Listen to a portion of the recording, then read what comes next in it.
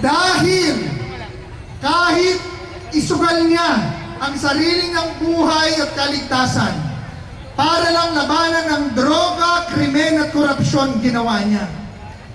At dahil sa kanyang mga advokasya pong yan, pinag-initan siya ng administrasyong ito, pinakulong at dinala sa Hague.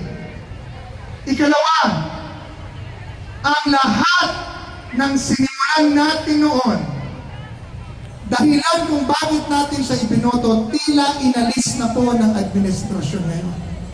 Ngayon, kalat na naman po ang droga sa kalsada. Nakakatakot na naman pong maglakad-lakad.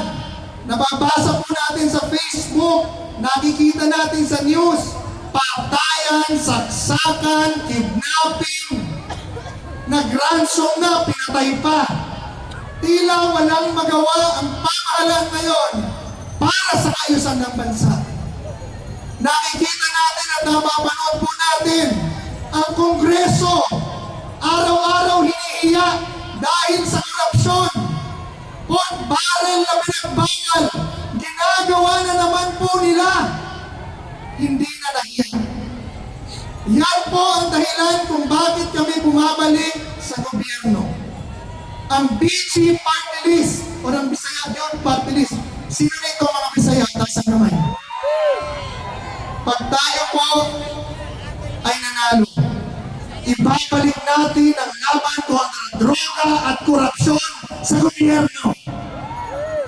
Yan mga pulis, mayor, chairman, gobernador, na hindi gagawin ang kanilang trabaho, linisin ang droga at ang kriminalidad sa kanilang lansangan, pakakasuhan, paiimbestigahan at patatanggal natin sa pwesto. At doon po sa Kongreso, kung saan nagmumula ang lahat ng mga problema at chismis ngayon, ibubulgar at lalabanan natin sila. At kung hindi sila makikinig sa atin, sasabihin ni BG sa Pilipino ang kanilang ginagawa para sa susunod na eleksyon, hindi na natin sila magawa. Mga kapatid, yan lang po ang dahilan kung bakit kami naririto, kung bakit naririto si BG. Tapos na po sana ako sa aking karera sa gobyerno. Naabot ko na ang mga bagay na hindi ko iniisip na maabot. Konsehal lang po ako dati ng Maynila. Naging commissioner, naging chairman, at naging kanang kamay ng Pangulong Duterte sa paglaban sa droga. Ayaw ko na po sana.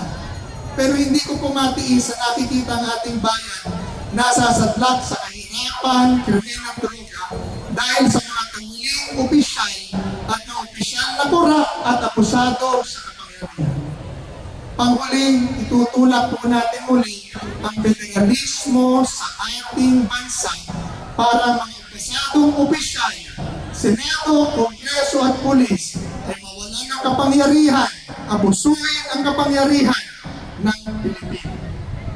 Maraming salamat po sa inyo lahat. Madali lang yung tandaan ng aking numero. Number 98. Anong number? 98. Sige, 100 minus 2 equals? 98. Maraming salamat po sa inyong lahat at mahal ko po kayo. Yeah! Maraming salamat po. Palakpakan